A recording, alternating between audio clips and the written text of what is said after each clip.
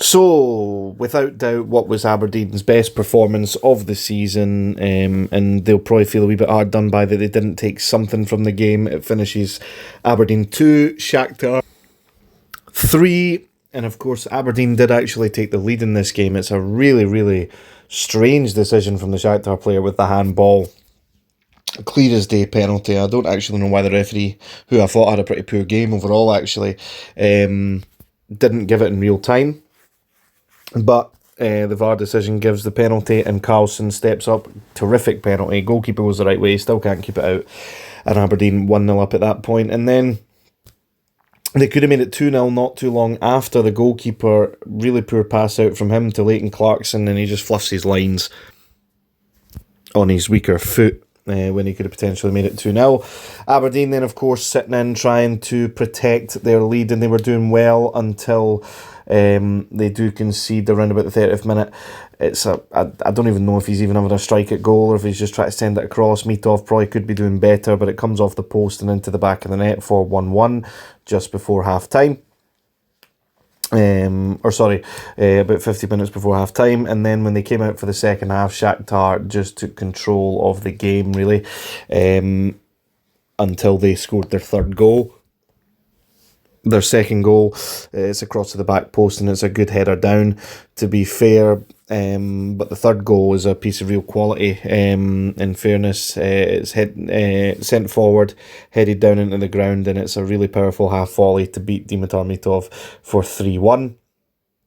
Then Jimmy Tulin made some changes in the midfield and forward areas, and then they actually find themselves back in the game thanks to a Nicky Devlin header. It was a really good first time effort originally, where the goalkeeper made a really good save, and then Nicky Devlin, probably if he hadn't scored this, he was getting pulled back, so it was probably going to be a penalty and potentially even a sending off if he doesn't score.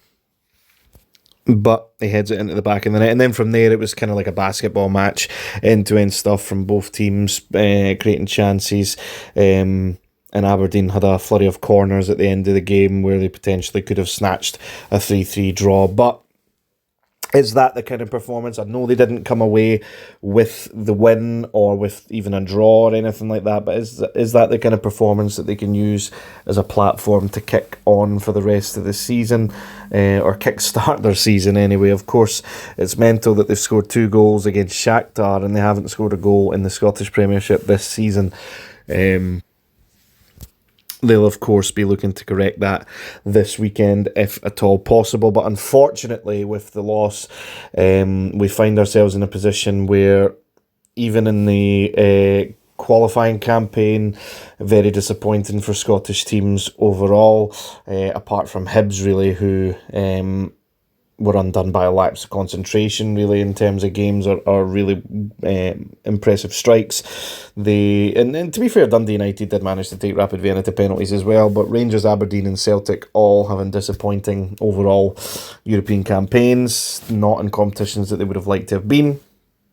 And now, after we find ourselves 5 games into the group stage overall for all 3 teams, we find ourselves with 1 point on the board across all 3 teams, which is not a great start at all to the Scottish coefficient for this season. And with the state that the teams are in at the moment, unless Aberdeen can use this, I know they lost, but it's a good platform to kick on from.